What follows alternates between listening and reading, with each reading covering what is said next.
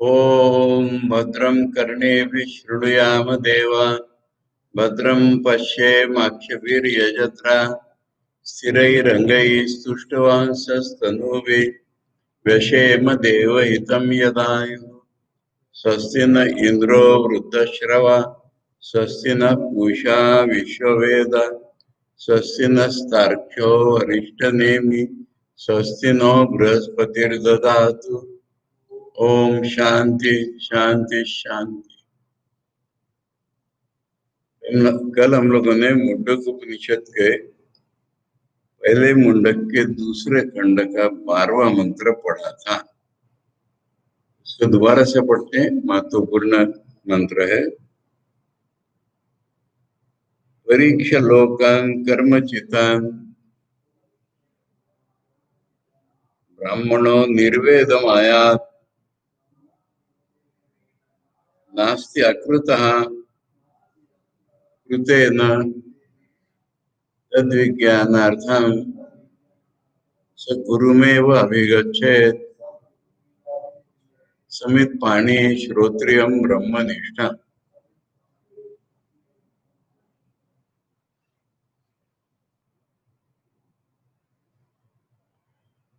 पहले खंड में परापर विद्या होता है और केवल उसका निर्देश कर दिया कि अपर विद्या ये चारों वेद 6 वेदांग होते हैं। और परा तो वो जिससे ब्रह्म जाना जाए, उस ब्रह्म के स्वरूप का थोड़े में वर्णन कर दिया कि वही सबसे परे है और उसी से सारी दुनिया निकली है। ये थोड़े में वर्णन हो गया। उसके बाद जो अपरा विद्या का विषय, इसका फल, उसकी प्रोसेस, और वो संसार में ही अंत होता है। ये फल ये जब बताएंगे तभी हमको उससे वैराग्य हो पाएगा और हम इसको पूरी तरह से छोड़ करके तभी परा विद्या की ओर बढ़ सकते हैं। को एक साथ हम कभी कर ही नहीं सकते। इतना मूल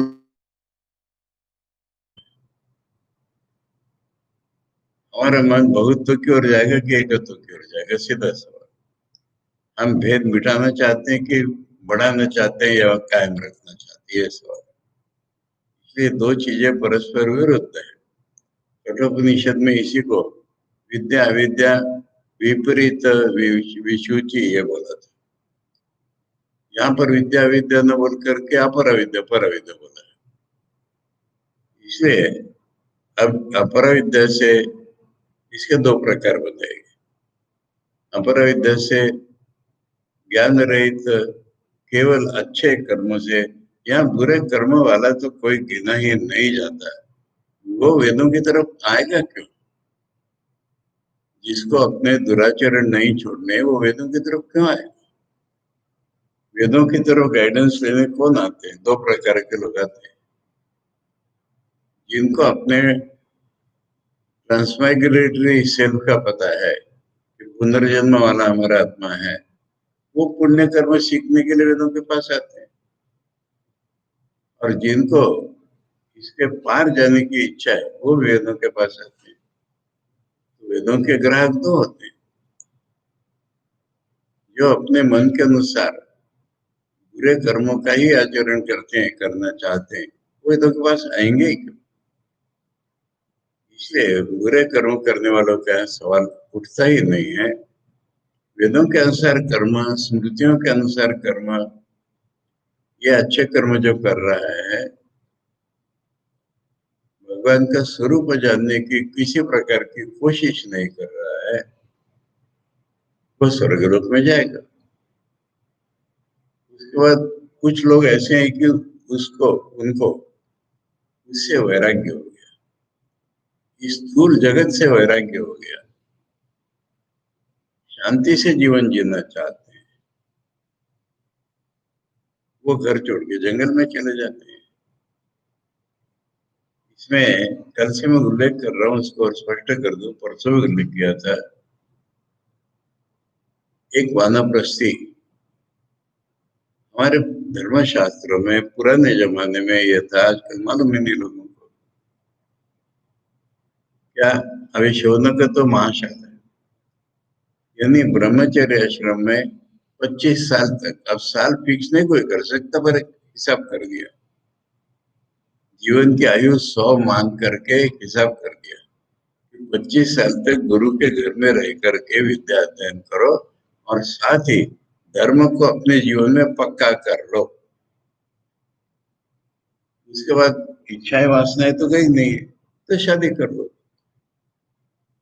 पर शादी करके पैसा कमाओ और धर्म को बिल्कुल बिना छोड़े हो करो, तो इसमें संघर्ष उत्पन्न हो जाता है और इससे मनुष्य के मन में विकास उत्पन्न होता है, संघर्ष। अब उम्र 50 साल की हो गई, दूसरा चौथा ही बात, तो आजकल तो सरकारी रिटायरमेंट में 58, 60, 65 और प्राइवेट में कोई रिटायरमेंट ही नहीं, मरने तक करते रहते हैं। पर ऐसा था कि जब वो कर लिया काफी धर्म के आधार पर किया, तो ये अपेक्षा है कि तुम्हें विकास हो गया। और उस समय जो है, मैंने हिसाब ऐसा बताया, मैंने कभी बताया तुम्हें, कोई लोग कहते हैं कि पोते का मुंह देखा कि घर छोड़ के चले जाओ। अपने बेटे के जीवन में इंटरफेयर मत करो, जैसे तुम जिए ऐसे उनको जीना। तो ये करीब 50 साल की उम्र में मैंने कहा, अरे 25 साल की उम्र में शादी की ना, फिर बेटा हुआ, उसको 25 साल हो जानी चाहिए ना, इसलिए 50, 55 ऐसा कुछ हो गए। और उसमें उस विकास में क्या हुआ है, पत्नी के साथ जो शारीरिक संबंध था वो खत्म हो गया, उसकी जरूरत नहीं है अगर विकास हो गया।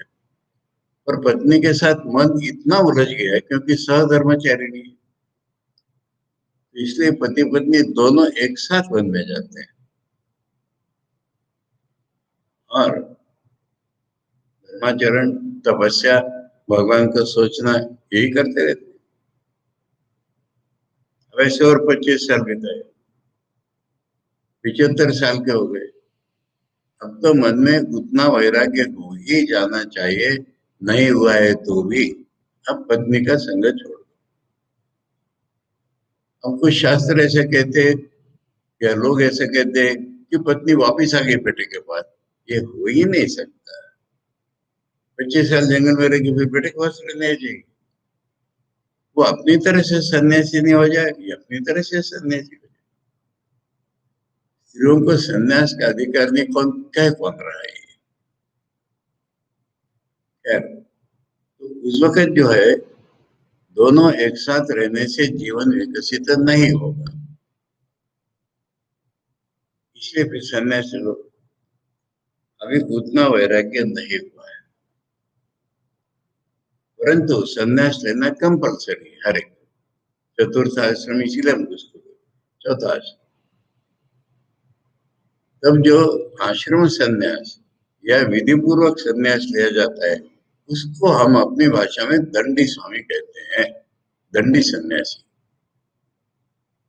इसलिए 2-3 दिन मेरे मुंह से दंडी सन्यासी उल्लेख हुआ था। सन्यास के समय गुरु एक दंडा देते हैं, वो हमारे कठोर नियमाचरण का प्रतीक होता है।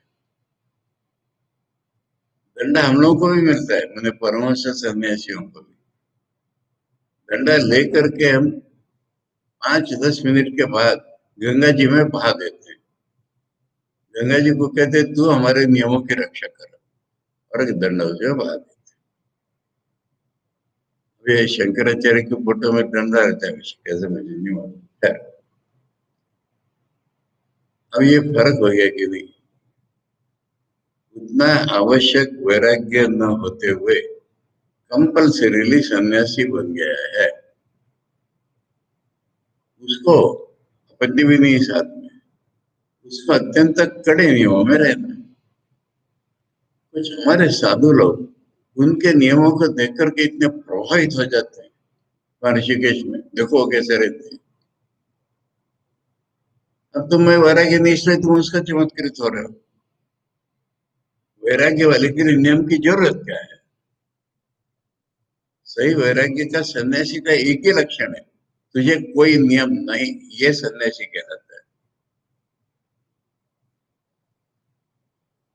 बाकी तो उसके सारे जीवन में स्वाभाविक होना चाहिए। कामिनी कांचन त्याग करो बोलना पड़ेगा क्या? गिरजा होम करके संन्यास लिया है, वैसे क्यों रखेगा? कामिनी से संबंध क्यों रखेगा? इसलिए हम लोगों का जरा विचित्र अवस्था है बीच में। यानी हम लोग तो इस तरह से भी नहीं जाते, क्योंकि वेदों में ही जाबाल उपनिषद में दूसरा इसका विधान है, ये विकल्प है। माने उतना विकास नहीं हुआ होगा तो भी ऐसे जाओ, और अगर विकास होता है, ब्रह्मचर्य में गुरु के पास रहते रहते अगर वैराग्य हो जाता है, तो शादी करने की जरूरत ही नहीं है। शादी किए हुए हो और वैराग्य हो जाता है, तो पत्नी की परमिशन लेके छोड़ दो। वानप्रस्थी हो तो भी छोड़ सकते हो, दंडी स्वामी हो वहां से संन्यास ले सकते हो। इसको अत्याश्रमी संन्यास कहा जाता है शतक्षेत्र में। और ऐसे साधारण बोलचाल में उसको कहते परमहंस संन्यासी। अब हम लोग अपने को परमहंस सन्यासी समझते हैं, फिर क्यों नियम चाहिए हमको? हमारे जीवन में जो नियम है, यानी मिशन में कह रहा हूं मैं, हमने सन्यासी होकर के भी कर्मयोग को साधना का अंग माना है। कर्म अकेले से नहीं हो सकता, कोई भी लोगों के हित का कर्म, इसलिए हम इकट्ठे रहते हैं। और इकट्ठे रहते हैं इसलिए इकट्ठे रहने के नियम है हमारे। मानते कि आज्ञा मानो, क्यों मानो? नहीं मानोगे तो आश्रम ही नहीं चलेगा। अरे अपने अपने मत से चलेगा तो आश्रम चल सकता है क्या? सब मिल करके जनरल सेक्रेटरी को मानो, नहीं तो ऑर्गेनाइजेशन नहीं चलेगा। इसलिए हम लोग की अवस्था विचित्र सी बीच की है। और अपेक्षा यही है कि वैराग्य के साथ हम लोग सन्यासी हुए। इसलिए दंडी स्वामियों को जैसे नियम ऐसे आपको जरूरत नहीं है।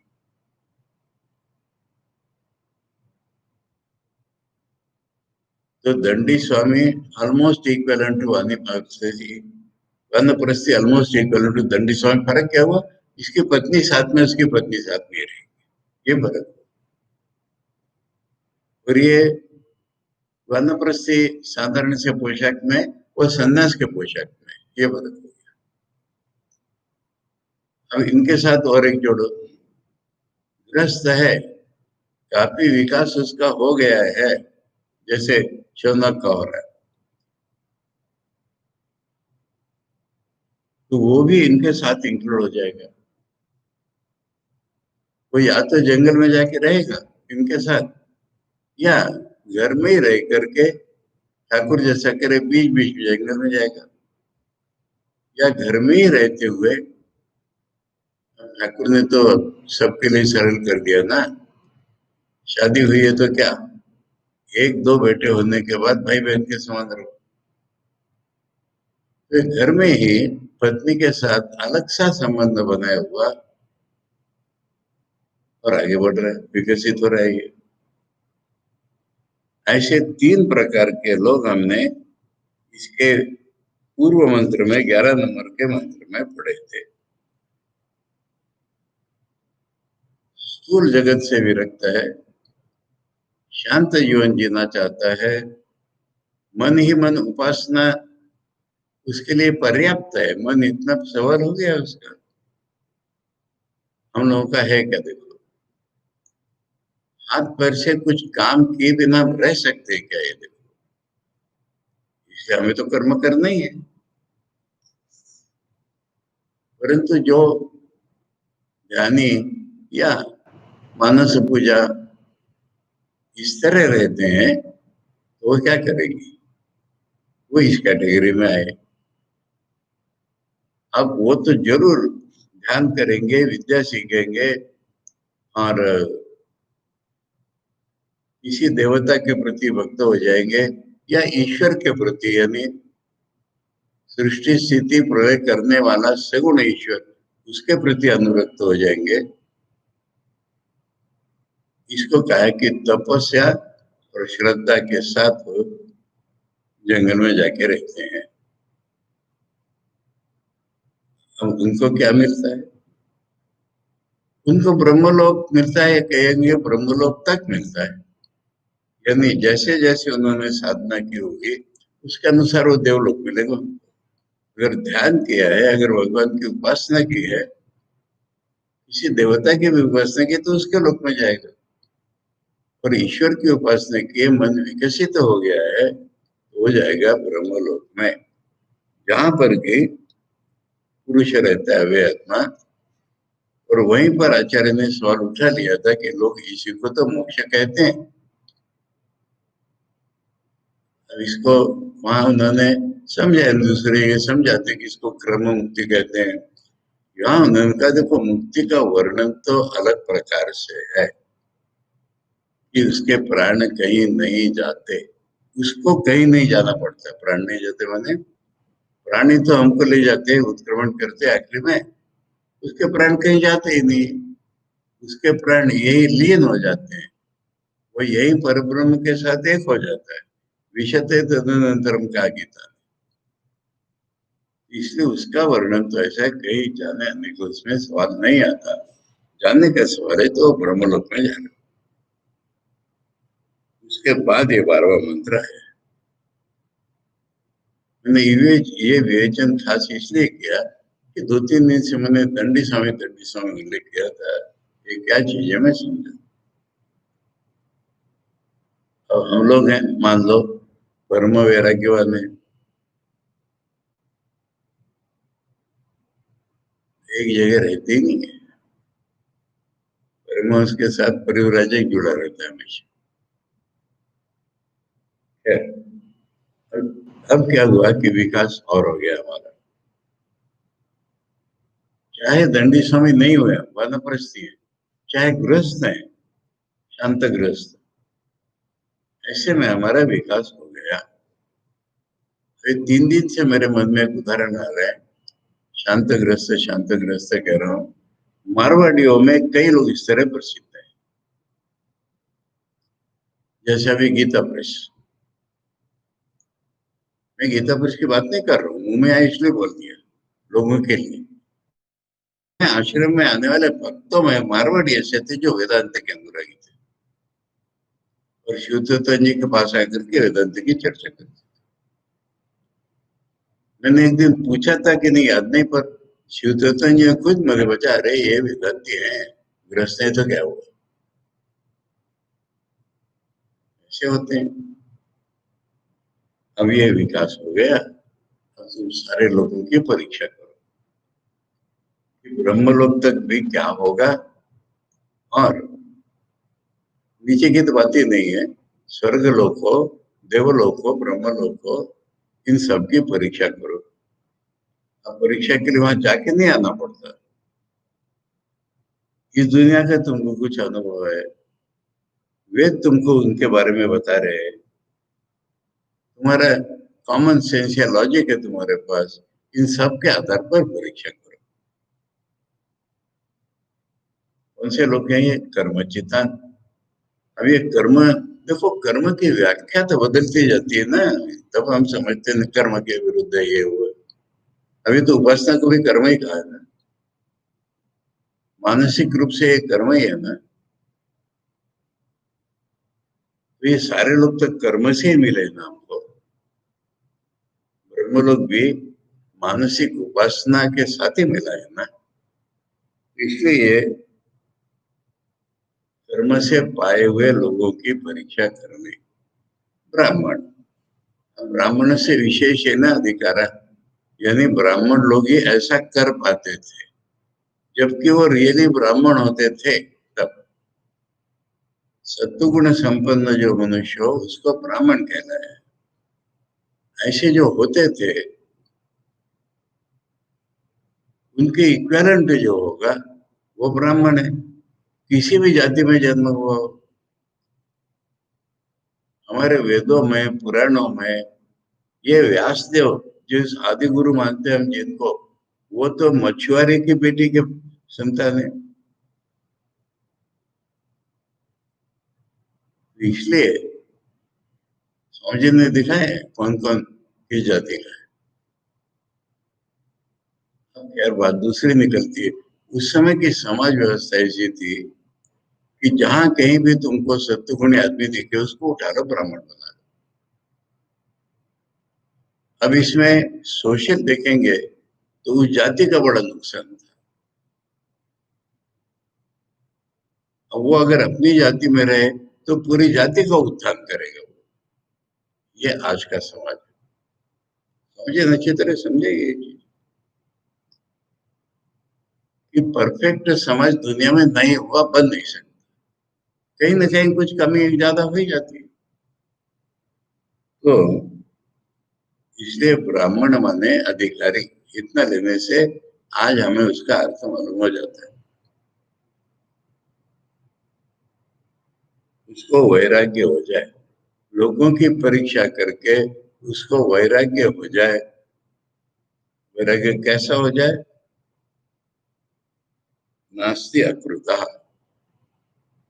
इस पूरे लोकों में ब्रह्मलोक तक कर्म करके नहीं पाया ऐसा तो कुछ भी नहीं है। सभी तो कर्म से पाया है। निगेटिवली, डबल निगेटिव हो गए, नास्ति अकृतः। यानी मेरा स्वरूप जो है वो तो मुझे कुछ करके पाना नहीं है, और वो नित्य है। इसलिए नित्य जिसको करके पाना नहीं है ऐसा तो इसमें कुछ नहीं है। कृतेन, इसके साथ दो शब्द अधर जोड़ लो, कृतेन किम स्यात्, तब वो वाक्य पूरा हो रहा है। करके जो मिलता है उससे मुझे क्या करूं मैं, ये वैराग्य उसका। इस दुनिया में बिना किया हुआ कुछ नहीं है, ऐसे किए हुए से मुझे क्या मतलब। मुझे क्या चाहिए? मुझे तो केवल नित्य स्वरूप ब्रह्म स्वरूप ही चाहिए। और ब्रह्म स्वरूप की प्राप्ति, ब्रह्म स्वरूप का ज्ञान, कुछ भी बोलो, अनुभव के बिना तो है ही नहीं। ये तो हमारा स्वरूप है। इसको हम थियोरिटिकली जानेंगे तो अपरा विद्या हो गई। फिर इसको हम एक ऑब्जेक्ट की तरह जानेंगे तो अपरा विद्या में आ गया। इसलिए इसको पाना या इसका जानना का एक ही अर्थ होता है, अनुभवना। उसको अनुभव नहीं हमको, तद विज्ञानार्थम, विशेष रूपेण ज्ञानार्थम, अनुभव संयुक्त ज्ञानार्थम। क्या करे वो? गुरु एव अभिगच्छेत्, गुरु के पास ही जाए। अब इसका रहस्य समझ लो पहले। इतना सब विकास विकास सब ठीक है, पर हमारा मन तो माया के अंदर है कि नहीं, बताओ। वो हमको आगे जाने के लिए कैसे गाइड कर सकते? इसलिए जो मन माया के पार है वही हमको बता सकता है कैसे आगे जाओ। अब उससे शायद वेद पढ़े हो नहीं पढ़े हो, ठाकुर अपने सारे सन्यासी शिष्यों को गाइड कर पा रहे कि नहीं? गृहस्थों को भी गाइड कर पा रहे।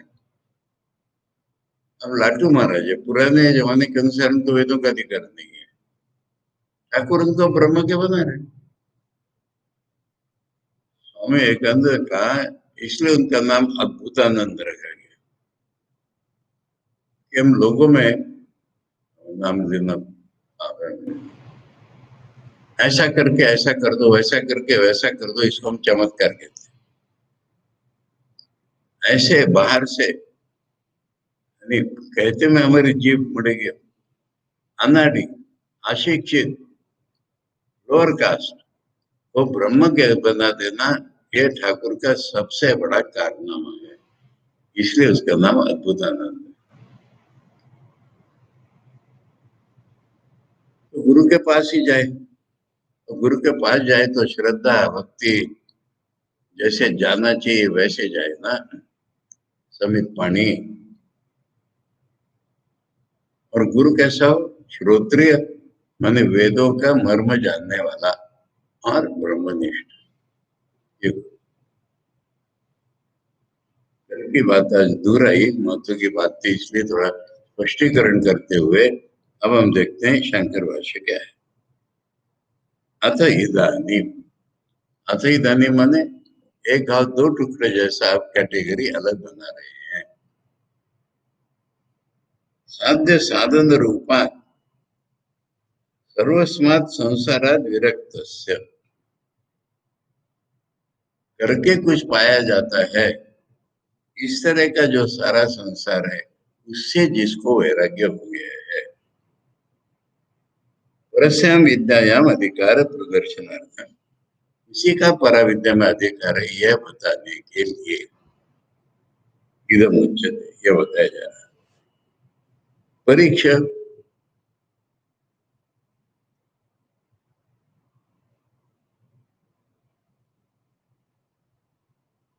परीक्षा के बाद क्या है? लोका, परीक्षा लोका है ना, परीक्षा के बाद लोका शब्द मैंने शब्द रख के उसके बाद अर्थ बताना आचार्य की ये पद्धति होती है, परंतु कभी कभी पहले अर्थ बता करके बताते हैं।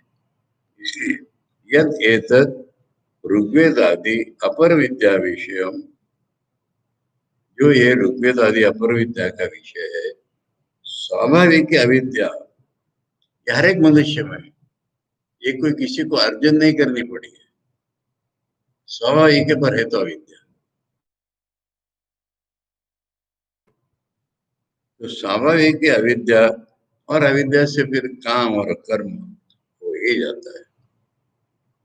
स्वाभाविक अविद्या और उससे होने वाली वासनाएं, उसके कारण किए हुए कर्म दोषवत वत होने वाला, ऐसे दोषों वाला जो पुरुष है, पुरुष अनुष्ठेयम, उस पुरुष के द्वारा किया जाता है साधना। अविद्यादि दोषवंतम एव,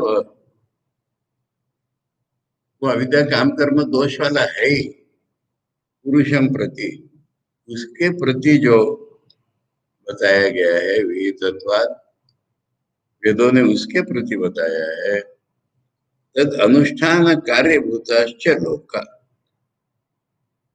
तद अनुष्ठान कार्यभूता, यानी वो जो साधना करेगा उसका इफेक्ट के रूप में उसको लोक मिलेंगे।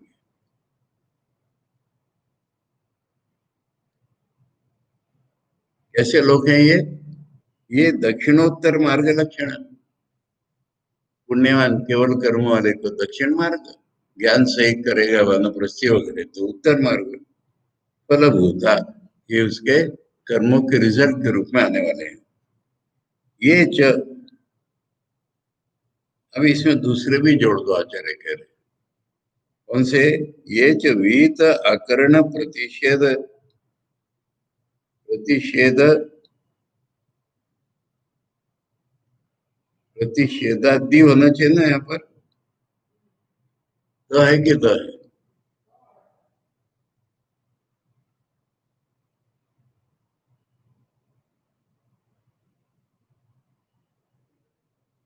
आदि होना चाहिए ना। कर्म दोष साध्या, माने और एक प्रकार के लोग हैं जो वेदों ने बताए वैसे नहीं करेंगे, और जो प्रतिषिद्ध है वही कर्म करेंगे। इन दोषों के साथ जो करेंगे उनको नरक मिलेगा। नरक, तिर्यक, प्रेत लक्षण, तीन प्रकार के उपाय फल बताया चले। नरक मिलेगा, नहीं तो नीचे योनि में जाएगा, और नहीं तो प्रेत बन के लटका रहेगा कोई दिन।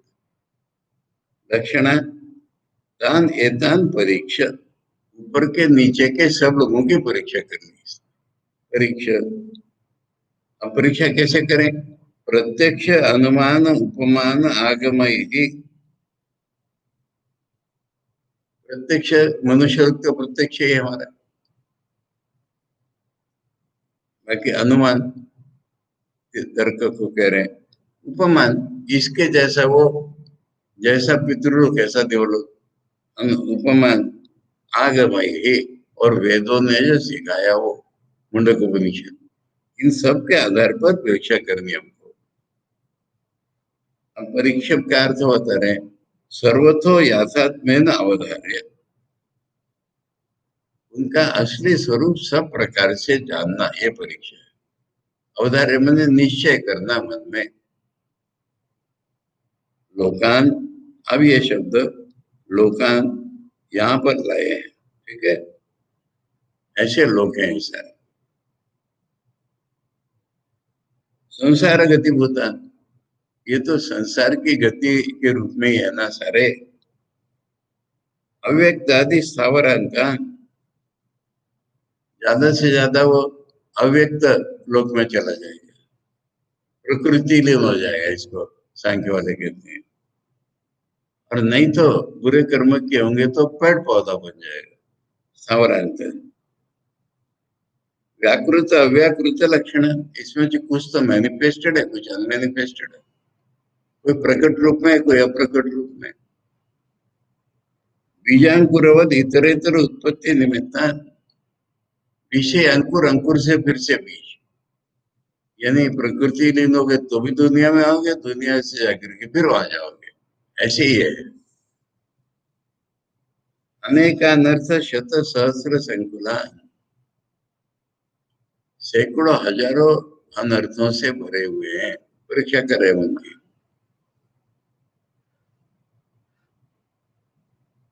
कदली गर्भवत असारा, केले के पेड़ के खंबे में कुछ नहीं रहता है, निस्सार होता है, उस तरह से ये आसार है। माया मरीच्युदक गंधर्व नगराकार, माया माने जादू, मरीच मृगजल, रेगिस्तान में दिखने वाला पानी, गंधर्व नगर माने आकाश में दिखने वाला शहर, आकार माने उस तरह के। और भी उदाहरण, स्वप्न जल बुद्बुद फेन समान, स्वप्न के समान, जल के बुलबुलों के समान, जल के फेना के समान, ऐसे प्रतिक्षण प्रध्वंसा, स्वप्न है वो उड़ गए कि खत्म, जल का बुलबुला है अपने आप ही मिट जाता है, फेना बुलबुला। ऐसे ही है माया मरीचु दुख गंधर्व नगराकार, सारे प्रतिक्षण प्रध्वंसन है। ये हो गया परीक्षा, है? परीक्षा में यहां तक आ गया। अब क्या करे वो, परीक्षा कर ली तो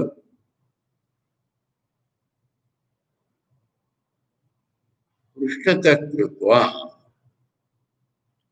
पृष्ठतः कृत्वा मैंने उनकी तरफ पीठ घुमा ले, दिशा बदल दे जीवन की, उनको पीछे कर दे, माने उनकी तरफ पीठ कर दे। अविद्या काम दोष प्रवर्तित कर्मचितान, ये कर्मचितान का अर्थ हो गया। अविद्या काम कर्म के बल पर जो प्रवर्तित हुए हैं, ऐसे है। धर्म निवर्तिता नीति, पुण्य कर्म या पाप कर्म करके प्राप्त हुए।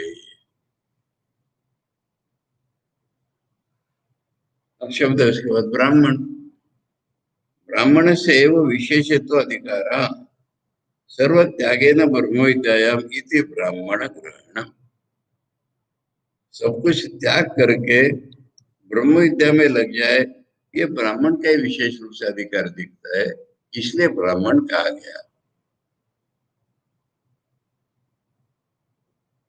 यहाँ पर कितनी बातें होते, एक और जोड़, मेरे गुरुजी कहते थे ब्राह्मण का बेटा ब्राह्मण नहीं होता।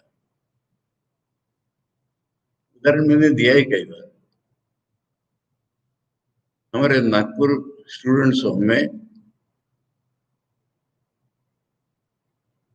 एक लड़का था, अपना नहीं बताना है तो, ब्राह्मण का पुरोहित कुल के ब्राह्मण, वो इंटरमीडिएट पास करके एनडीए में गया, नेशनल डिफेंस एकेडमी। अब पहले 6 महीने के बाद छुट्टी मिलती है थोड़ी घर जाने की, तो बोला मैं करता हूँ उसका, और वो महाराज जी से मिलने बोलो यार नागपुर में आया, और महाराज के पास बैठ करके आध घंटा 1 घंटे तक बातें कर रहा है। मिलिट्री में कैसे डिसिप्लिन होता है, कैसे ट्रेनिंग दी जाती है। हमारे सुपीरियर हमको बूट से ठोकर मारते हैं, हम भी बाद में मारेंगे अपने असिस्टेंट को। सिखाने की पद्धत है मिलिट्री की। उसने कुछ गलत किया इसलिए मारे नहीं, सीखना ही है। ऐसे ओबीडियंस होता है मिलिट्री। और इसको वो इतने आनंद पूर्वक बताता चला जा रहा है रसभरित रूप में। जब वो उठ के गया तो महाराज कहते देखा, ब्राह्मण का बेटा ब्राह्मण नहीं, ये क्षत्रिय है ब्लड से, ब्राह्मण से कभी सहन नहीं कर सकता। उठ मारेगा उसके पीछे से। उसका बड़ा भाई था, वो बड़ा एग्रीकल्चर ऑफिसर बना, हमेशा दुखी। क्यों? उसको एयरफोर्स में जाना था, वो एयरफोर्स की परीक्षा सारी पास हो गया, और उसमें इतने विचित्र नियम होते, मैंने नाक की साइज छोटी नहीं होनी चाहिए, हवा भरी नहीं रहेगी उसमें, इससे वो रिजेक्ट हुआ एयरफोर्स। और बड़ा बड़ा ऑफिसर हुआ, पर जीवन में दुखी, अरे मैं तो एयरफोर्स में जाता। इसलिए दोनों भाइयों को बता करके महाराज कह रहे ब्राह्मण का बेटा ब्राह्मण। स्वामी जी ने अपने ढंग से बताया। स्वामी जी को क्रिटिसाइज करते तुम ब्राह्मण नहीं हो, तुमने कैसे संन्यास नहीं, शूद्र हो, मद्रास में विशेषकर। स्वामी जी कहते शूद्र तो मैं कोई नहीं, जिनकी ब्राह्मण लोग पूजा करते हैं, कौन? यमराज के पास जो चित्रगुप्त रहते वो, उनके वंशज हम लोग। कैसे तुम लोग अंग्रेजों की गुलामी करते करते कैसे ब्राह्मण रहेंगे, मुझे बताओ। मनुस्मृति ने कहा शूद्र का दासत्व, म्लेच्छ का दासत्व करने से आदमी ब्राह्मण नहीं रहता, तुम कैसे ब्राह्मण? इसलिए ये जातिता ब्राह्मण का सवाल नहीं है। आचार्य ने जो बताया इसी को ठीक तरह से पढ़ो। विशेषता उनका अधिकार देखा जाता है, इसलिए ब्राह्मण का है। तो इसका इम्प्लीकेशन ये हुआ कि जिसका भी अधिकार देखा जाएगा वो ठीक है। उसके बाद शब्द है निर्वेदम आयात, वो पीछे से जोड़ करके कह रहे परीक्षा लोकान किम कुर्यात्, बीच में ब्राह्मण आ गया था ना, इसलिए परीक्षा लोकान किम कुर्यात् इति उच्यते निर्वेदम। निर्वेद का अर्थ समझा रहे, निपूर्वो विधि अत्र वैराग्यार्थे।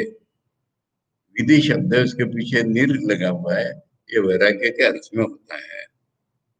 वैराग्य माया कुर्याद इति अर्थ है, वैराग्य हो जाए माने वो वैराग्य उसको करना चाहिए, होना चाहिए। सो वैराग्य प्रकार है प्रदर्शन। वैराग्य का प्रकार बताया जा रहा है। फटे कपड़े के पहनने को वैराग्य नहीं कहते, घर में नहीं रहना इसलिए वैराग्य नहीं कहते। मुंडक उपनिषद को वैराग्य शब्द से क्या कहना है ये बताया जा रहा है। ये संसारे नास्ति कश्चिदपि अकृता पदार्थ,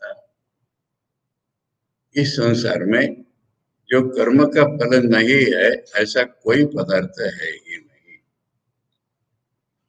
सर्वे एव ही लोका कर्मचिता, जितने लोग हैं सारे कर्म से मिलते हैं। कर्म कृतत्व अनित्य, और कर्म का फल होने के कारण अनित्य, फाइनाइट कर्म फाइनाइट फल। न नित्यम किंचित अस्ति अभिप्राय, या नित्य स्वरूप का तो कुछ नहीं है यह अभिप्राय। सर्वम तो कर्म अनित्य से वो साधन, सारे कर्म तो अनित्य के साधन बन गए। यस्मात्, अब ये कर्म से क्या मिलता है इसको समझा रहे, कर्म चितान अनित्य होते हैं, इसलिए कर्म से क्या मिल सकता है इसको समझा रहे। सर्वम तो कर्म अनित्य से एव साधन, यस्मात् चतुर्वेदम एव ही सर्वम कर्म, चार ही प्रकार से कर्म होते हैं।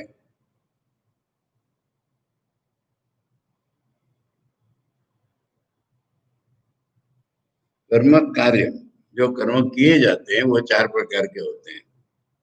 उत्पाद्यम, आप्यम संस्कार्यम विकार्य हुआ, या तो कोई नई चीज बनाते हैं कर्म करके,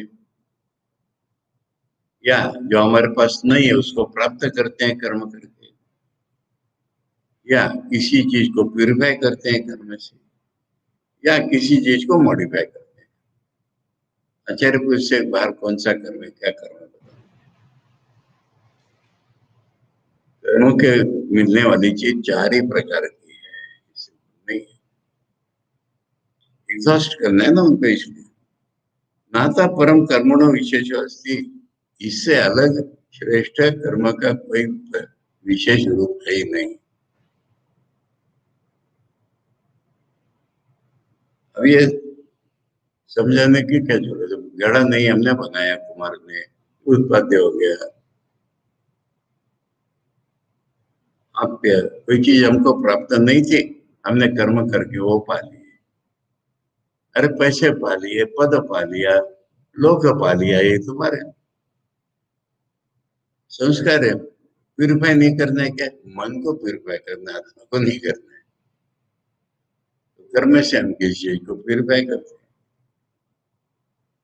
विकार है, दूध का दही बना लिया, ये कर्म करना है, इसको छोड़ करके और कोई कर्म नहीं है। अब मुझे क्या चाहिए, अहम च नित्य न, मुझे नित्य चाहिए, अमृत न, अभय न, कूटस्थे न, अचले न, ध्रुवेण तेन अर्थी न तद विपरीत न। विद्या के बारे में जो भी सुना है, मुझे जो चाहिए वो नित्य होना चाहिए, अमृत होना चाहिए, मरने न वाला, आनंद होना चाहिए, अभय है ना, उसमें कोई डर नहीं होना चाहिए, कूटस्थ नित्य होना चाहिए, दुनिया बदलती रहे तो भी नहीं बदलता, अचल है ना, बिल्कुल स्वरूप से हिलना नहीं चाहिए, ध्रुव है ना, वो भी पक्का होना चाहिए। ऐसे अर्थ से मैं चाहने वाला हूँ, अर्थ है ना अर्थी न तद विपरीत,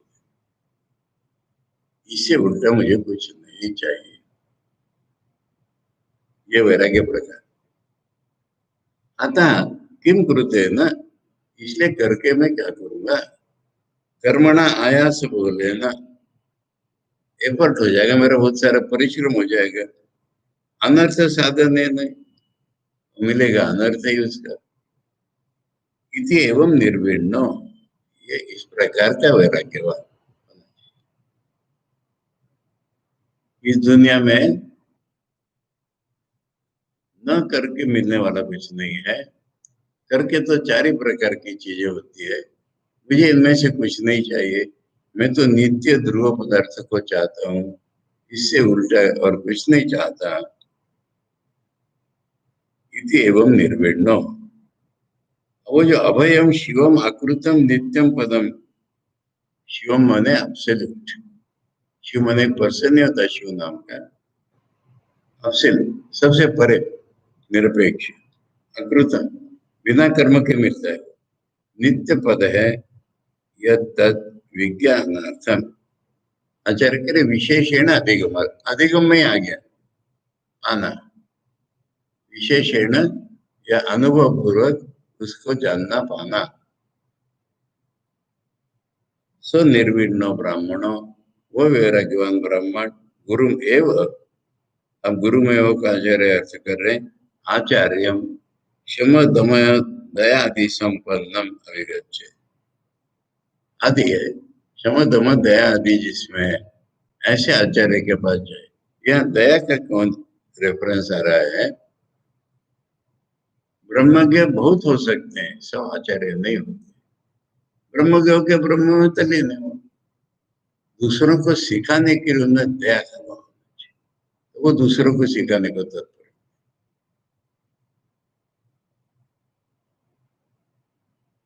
ऐसे के प्रति जाए। अब यहाँ पे गुरु एव अभिगच्छते, उसका आचार्य एव शब्द का अर्थ लगा रहे हैं, शास्त्र जोपि स्वातंत्र्येण ब्रह्म ज्ञानान्वेषणं न कुर्यात् इति एतद् गुरु एव इति अवधारणा। क्या हो गया, ऐसे नहीं, ऐसे दया शब्द ही नहीं है। हमारे सामने तो जो टेक्स्ट है उससे बोलेंगे कि नहीं। इनका प्रश्न अपने मन से घुसे है, वैसे तो कोई संभावना नहीं है। तो जो शास्त्रज्ञ है उसने भी स्वतंत्रता से ब्रह्म ज्ञान की खोज नहीं करनी चाहिए, ये गुरु एव कहने का अवधारण माने एव कहने का फल है। कैसे जाए? समित पाणी, समित भार गृहीत असता, संविदा का भार हाथ में लिया हुआ जा रहा है। श्रोत्रियम अध्ययन श्रुतार्थ संपन्नम, खाली वेद का रटा हुआ नहीं, उसका अर्थ जिसके भीतर घुस गया है।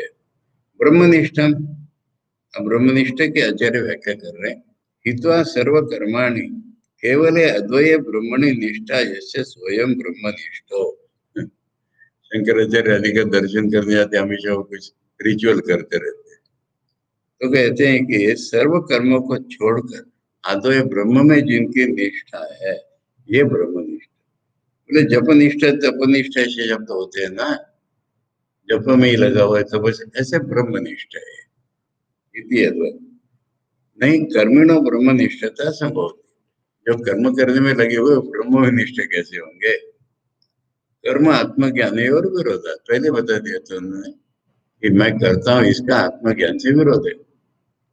सतम गुरु विधिवत उपासना, उसके पास विधिवत जा करके प्रसाद्य, एक शब्द जोड़ दिया आचार्य, उसके पास जाए, उसको खुश करे। खुश कैसे होगा? पैसे से स्तुति से नहीं होगा, तुम्हारे ग्रहण शक्ति देख के वो खुश होता है।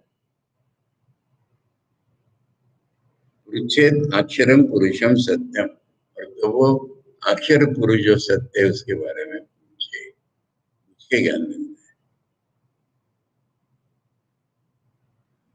फिर वहां पढ़ते हैं तस्मै स विद्वान उपसन्नाय सम्यक प्रशांत चित्ताय शमान्विताय येनाक्षरम पुरुषम वेद सत्यम प्रोवाचताम तत्वतो ब्रह्म विद्याम। अब ये जो प्रोवाच शब्द है ना, वेदों में टेंस का सेंस नहीं होता है, उसने बता दिया है, बताते हैं, क्या बताना चाहिए, बताते हैं, इसके लिए बता दिया कह रहे। वो जो विद्वान,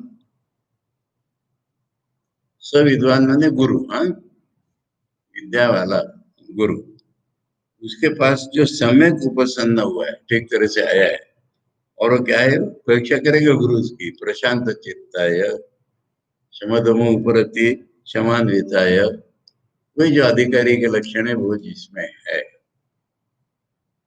उसको क्या बोलेगा वो? फिर वही पर विद्या का जो बोला था, जिससे अक्षर पुरुष जाना जाए, सत्य, सत्य अक्षर पुरुष, ये एक ही विशेष है।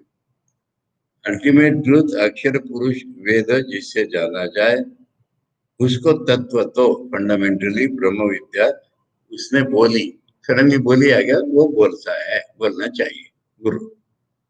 यानी गुरु का भी एक नियम सा है कि कोई ठीक रीति से आया हो, अधिकारी शिष्य हो, तो उसको नकारना नहीं चाहिए, सिखाना चाहिए। तस्मै से विद्वान, गुरु, विद्वान माने गुरु, ब्रह्मविद, यहाँ पर ब्रह्मविद भी जोड़ दिया आचार्य ने। उपसन्नाय, उपगताय, जो पास आया है, सम्यक यथा शास्त्र में प्रशांत चित्ताय में अर्थ आचार्य बता रहे, ऊपर तो दर्पादि दोष है, इसमें ज्यादा घमंड नहीं हो, ये पहली परीक्षा। शांत चित्त का याद कर। क्षमान्विता है, बाह्य इंद्रिय उपरमेण च युक्ता है, और जोड़ दो, क्षमा है तो क्षमा आदि है, क्षमान्विता है में दम आदि भी है, क्षमा दम, इसमें मन का कंट्रोल है, इंद्रियों का कंट्रोल है, युक्ता है। सर्वतो विरक्ता है, वही जो सब प्रकार से वैराग्यवान होकर क्या है, वही अर्थ है इसका। ये न विज्ञान न यया विद्या परया अक्षरम अदृश्यादि विशेषणम तदेव अक्षरम पुरुष शब्दवाच्यम। अब पुरुष शब्द का अर्थ बता रहे हैं, पूर्णत्वात् पुरुषेणाच्च, पूर्ण है और दुनिया में व्याप्त है, इसलिए पुरुष नाम है उसका। सत्यम, वही सत्य है, तदेव परमार्थ स्वभावयात्, अल्टीमेटली रियल वही है, इसलिए इसका नाम सत्य कह दिया। अक्षरम च, अक्षरणात्, अक्षतत्वात्, अक्षयत्वाच्च, अक्षर के तीन अर्थ बताए। अक्षरणात् माने झड़ता नहीं है, झड़ के नष्ट नहीं होता। अक्षतत्वात्, उसमें कोई घाव भी नहीं होता, टुकड़ा भी नहीं टूटता। अक्षयत्वात्, घटता ही नहीं है, ये अक्षर है। वेद विजानाति, मैंने अक्षर से ये तीन अर्थ निकल रहे। वेद मने विजानाति ताम ब्रह्म विद्याम तत्वतो यथावत प्रोवाच। आचार्य के प्रवचन प्रभु याद इत्यर्थ बोले, ये अर्थ है। आचार्य से नियम, ये आचार्य के लिए नियम है, ये न्याय प्राप्त सच्चिष्य निस्तारणम, सच्चिष्य निस्तारणम अविद्या महोदधे। जो नियम पूर्वक और ठीक शिष्य आया हो, उसको अविद्या मोहदधि से पार उतार देना आचार्य का भी काम। ओम भद्रम कर्णेभिः शृणुयाम देवा, भद्रम पश्येमाक्षभिर्यजत्राः, स्थिरैरङ्गैस्तुष्टुवांसस्तनूभिः व्यशेम देवहितं यदायुः। स्वस्ति न इंद्रो वृद्धश्रवा, स्वस्ति न पूषा विश्ववेद, स्वस्ति नस्तार्क्ष्यो अरिष्टनेमि, स्वस्ति नो बृहस्पतिर्दधातु। ओम शांति शांति शांति। हरि ओम तत्सत्। श्री रामकृष्णार्पणमस्तु।